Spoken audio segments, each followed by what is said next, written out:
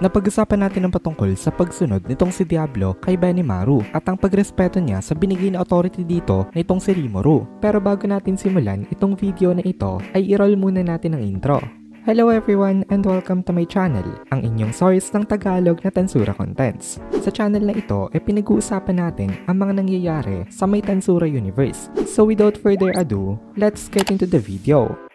Nag-upload nga pala ng solo leveling contents ang Anime Fan Narrations na owned rin ng Anime Kohai. So kung interested kayong manood ng mga contents ng solo leveling, ay pwede nyong i-check yung link sa my description. So tinanong nga nitong si Diablo kung paano na daw itong si Zelario, kasi ito daw ay mas malaking problema pa kung ikukumpara kay Jahil na masyadong pinaghahandaan nitong si Benimaru Dono. Sabi nitong si Diablo, si Zelario daw talaga ay isang true warrior. Putting aside daw ang magic kill count nito na more than 20 million, mataas din daw ang skill level nito mismo, pero hindi natinag itong si Benimaru sa may threat nitong si Zelario. Sabi niya lang kay Diablo siya na daw ang lalabas para makapaglaban. Buo na daw ang desisyon niya patungkol nga dito, kaya nag-reply itong si Diablo na mukhang kinokopya daw nitong si Benimaru Dono itong si Rimuru Sama. Pero may tanong daw siya dito, kung itong si Benimaru Dono daw ay lalabas para makapaglaban, paano daw ito makakapagbigay ng order sa kanila? Paano nito magagampanan ang role na ibinigay dito nitong si Rimuru Sama? Pero sabi ni Benimaru sa kanya, wala daw dong problema. Kahit daw na nakikipaglaban siya, kaya niya pa rin daw na magbigay sa kanila ng mga order. Away itong si Benimaru na reckless itong decision niya na ito. Pero sa tingin niya kasi, ito pa rin ang pinaka-the best na gawin nila ngayon sa kanilang situation. Tapos nagsalita itong si Veldora na nakakalimutan daw ba nitong si Benimaru na naandito rin siya. Siya daw ang Storm Dragon at kaya niya daw nalampasuhin itong maliliit na insekto na naandito. Nakatulad nga nitong sila Jahil at Zelario. Confident itong si Veldora na kaya niya talaga manalo, kaya medyo napaisip itong si Benimaru. Ngayong wala na kasi itong si Michael, nabawasan ng reason itong si Feldway para targetin itong si Veldora. Iba na kasi yata ang plano nila. Logically speaking, mas maganda nga naman na i-utilize itong True Dragon kaysa na itabi ito sa loob ng labyrinth ngayon, lalo na at wala na namang threat dito. Pero again, bilang isang commander, meron kasing nararamdaman na isang masamang pakiramdam itong si Benimaru. Sinasabi sa kanya ng instinct niya na ito ay hindi magandang idea, kaya again, in-reject din nitong si Benimaru ang proposal nitong si Veldora. Sabi ni Benimaru, tama daw ang sinabi nitong si Veldora Sama na wala daw palag itong sila Jahil o Zelario sa kanya. Pero naisip niya rin daw kasi na hindi tama na basta-basta na lang nilang itapat ang kanilang hidden trump card sa isang opponent na ka-level lang nila Jahil. Mas iniisip niya daw na masutad na ipangtapat itong si Veldora Sama sa may Evil God.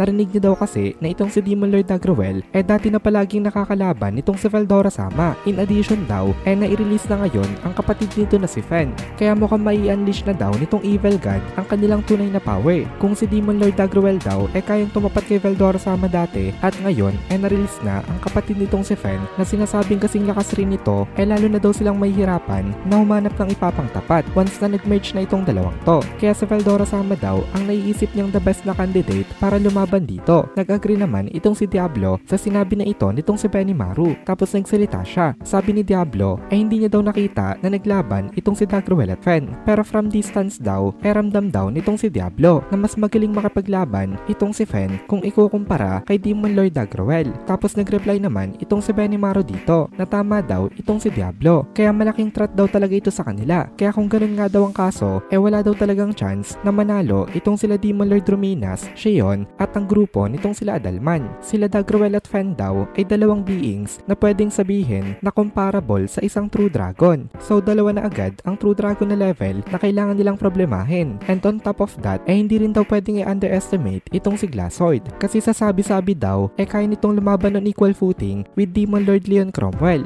Kaya dapat rin daw nila ito na i-consider na isang enemy na hindi madaling talunin. Furthermore, meron pa daw mga malalakas rin na mga fighters ang mga giants na hindi pa nila nakikita na makipaglaban. Kaya hindi daw talaga sila pwede na maging careless sa pagpapadala ng mga reinforcements. Hindi daw alam nitong si Benimaru kung magagawa talagang mai-resurrect nitong mga ito ang Evil God dati, pero malaki daw ang possibility. Kaya kailangan pa rin daw nila na i-monitor itong mga ito habang sila ay nagmamarch papuntang Roberius. Pero nagsalita pa rin dito itong si Veldora na diba daw may time pa naman sila, kasi nga daw itong mga ito on the way pa rin sa kanilang pagmamarcha. Kaya what if bilisan niya daw na talunin itong sila Zelario at Jahil, tapos bumalik daw agad siya dito para harapin naman itong sila Dagrawel. Hindi daw ba isang magandang maganda yun na idea. Pero sumalungat uli dito itong si Benimaru. Kasi sabi ni Benimaru ay magandang idea nga daw sana yon. Pero ang problema daw ay hindi daw nila alam kung meron ba ditong opponent na katulad nitong si Lord Rimuru na kaya mag-teleport ng isang buong army in an instant. Kung kaya daw nitong si Lord Rimuru na gawin nga yung bagay na yon, eh dapat rin daw nilang i-expect na kaya rin yung gawin ng mga kalaban para sigurado daw sila na safe ang kanilang plano. Kinakabahan talaga itong si Benimaru patungkol sa mangyayari sa may Roberius.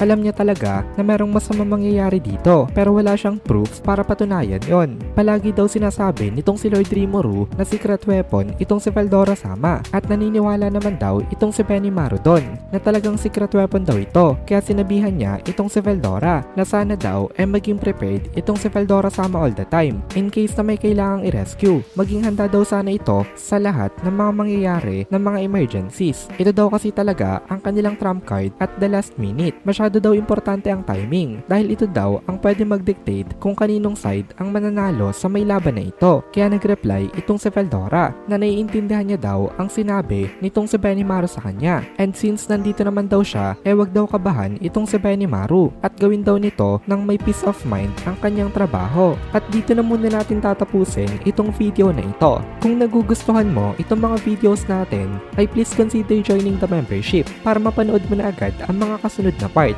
dahil palaging advance ang ating mga members. Also, ay please consider leaving a like at mag-comment ka na din para ma-boost naman tayo ng algorithm.